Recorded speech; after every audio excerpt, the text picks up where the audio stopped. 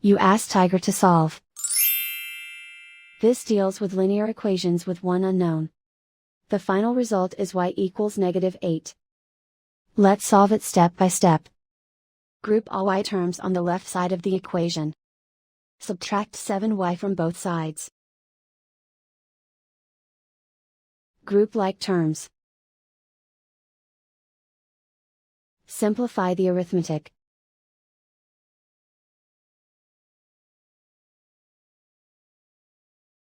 Group all constants on the right side of the equation. Add 16 to both sides. Simplify the arithmetic.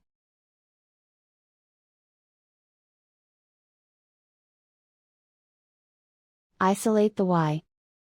Divide both sides by -2. Cancel out the negatives. Simplify the fraction.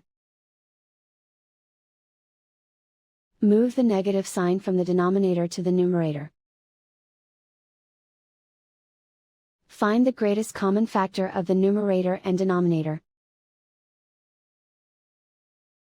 Factor out and cancel the greatest common factor. And so the final result is y equals -8.